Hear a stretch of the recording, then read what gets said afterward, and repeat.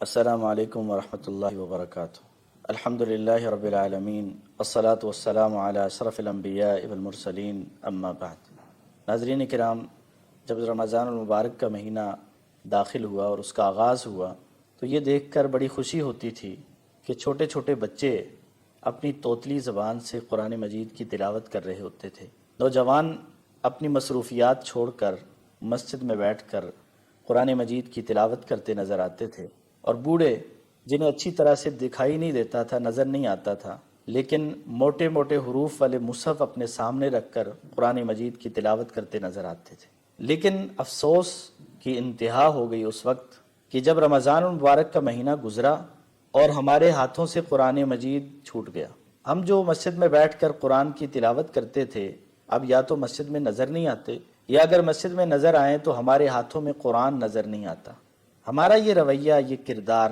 قرآن مجید کے ساتھ، یاد رکھیے کہ یہ قرآن مجید کے حقوق کی پامالی ہے، اور یہ قرآن مجید سے اعراض ہے، اور اسی اعراض کی وجہ سے آج ہم دنیا میں ہر اعتبار سے پریشان ہیں۔ کہیں ہمیں معاشی پریشانی ہے، کہیں ہم پریشان نظر آتے ہیں کہ بیماریاں ہیں، ایک بیماری سے جان چھوٹتی ہے، کوئی دوسری وبا شروع ہو جاتی ہے، اور پھر اسی طرح ہم عزت کی تلاش میں رہتے ہیں، لیکن کہیں ہمیں عزت نظر نہیں آتی۔ تو یاد رکھیے کہ جو شخص قرآن مجید سے دور ہو جاتا ہے، جو قرآن مجید سے اعراض کرتا ہے، ایک مہینہ قرآن پڑھ لیا، اس کے بعد قرآن کو ہاتھ نہیں لگایا،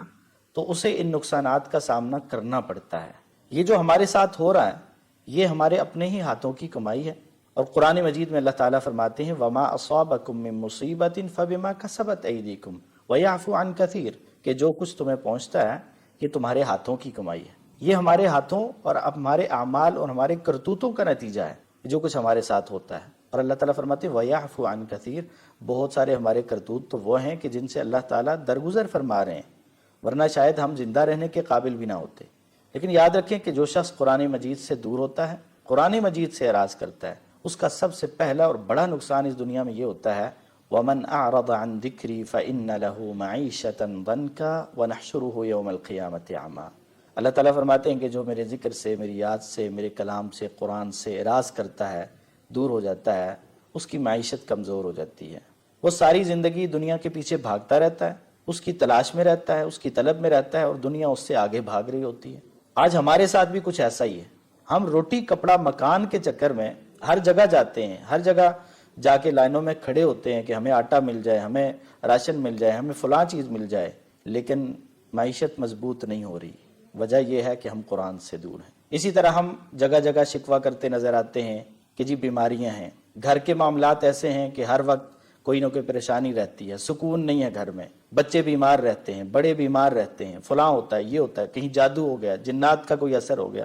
جگہ جگہ ہم عاملوں کے پاس پھرتے ہیں، لیکن اس بات کو بھول گئے ہیں کہ ہم قرآن سے دور ہو گئے، ہم نے قرآن کو چھوڑ دیا۔ آج نتیجہ یہ ہے کہ جنات اور شیاطین ہمارے اوپر مسلط کر دیے گئے، کیونکہ قرآن مجید میں اللہ تعالیٰ نے اس بات کا تذکرہ فرمایا وَمَن يَعْشُ عَن ذِكْرِ الرَّحْمَٰنِ نُقَيِّضْ لَهُ شَيْطَانًا فَهُوَ لَهُ قَرِينٌ، کہ جو رحمان کے ذکر سے، رحمان کی یاد سے غافل ہوتا ہے، دور ہو جاتا ہے، اللہ تعالیٰ فرماتے ہیں نُقَيِّضْ لَهُ شَيْطَانًا فَهُوَ لَهُ قَرِينٌ، ہم شیطان کو اس کا دوست اور ساتھی بنا دیتے ہیں، اس کے اوپر مسلط کر دیتے ہیں۔ تو آج جو گھروں میں بیماریاں ہیں، کہیں اسی بات کا نتیجہ تو نہیں ہے کہ ہم قرآن سے دور ہیں۔ قرآن کو ہم نے اونچی جگہ پہ رکھ دیا ہے، لیکن اس کو پڑھتے نہیں، اس کو ہاتھ نہیں لگاتے۔